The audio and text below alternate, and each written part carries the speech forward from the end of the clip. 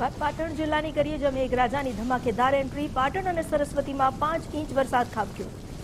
ભારે વરસાદથી ગરનાળામાં વરસાદી પાણી ભરાયા। ગરનાળામાં પાણી ભરાતા વાહન ચાલકોને હાલાકી પહોંચી। તંત્રની પ્રી મોન્સૂન કામગીરી સામે લોકોએ સવાલ ઉઠાવ્યા છે। નીચાણવાળા અનેક વિસ્તારો જે પાણીમાં ગરકાવ થઈ ગયા તો આખરે પ્રી મોન્સૂન કામગીરી કેવી રીતે કરવામાં આવી હતી? વરસાદ વરસતાની સાથે પાણી ભરાવાની સમસ્યા શરૂ। આ સમસ્યા પાટણની પ્રજાની છે અને પ્રજા રોજ હેરાન થાય છે। એક વરસાદ આવ્યો નથી, એક જ વરસાદ આવે, 1 ઇંચ વરસાદમાં નાળા ભરી જાય છે। જૂના પાટણમાં નથી પણ નાળામાં તો રોજ દેખાય છે।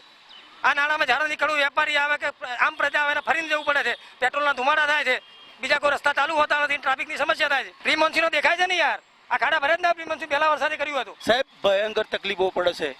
આ પાટણમાં 30 થી 40 વર્ષથી મનો વરસ તારથી સાહેબ અહીં પાણી ગરનાળામાં નીકળતું। નોર્મલ વરસાદ આવે હોસ્પિટલ જવું હોય, આપણે એમને કંઈ બહાર લેવા જવું હોય તો નીકળવાનો રસ્તો ને મેન બજારનો રસ્તો સાહેબ છે એકદમ પાણી ભરી જાય છે। નગરપાલિકા બિલકુલ એવી સિસ્ટમ જ નથી કે કંઈ પાણી નીકળે એવી આખા પાટણમાં કોઈ સિસ્ટમ નથી। ગત મોડી રાત્રિથી જ ધોધમાર વરસાદ છે તે પાટણના વરસ્યો હતો અને વરસાદ વરસવાના કારણે જે નીચાણવાળા વિસ્તારો છે ત્યાં પાણી ભરાવાની સમસ્યા સામે આવી છે। હું તમને દ્રશ્ય બતાવવા માંગીશ।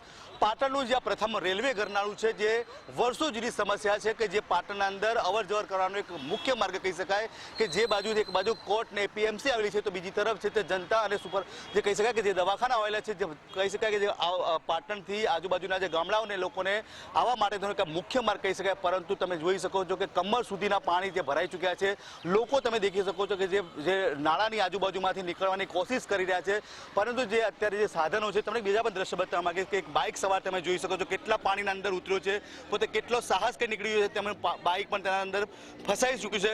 મહત્વની બાબત એ છે કે નગરપાલિકા પ્રી મોન્સૂનની કામગીરીની વાતો તો કરતી હોય છે, પરંતુ ક્યાંક ને ક્યાંક કાગળ પર હોય તેવા દ્રશ્યો સામે આવતા હોય છે।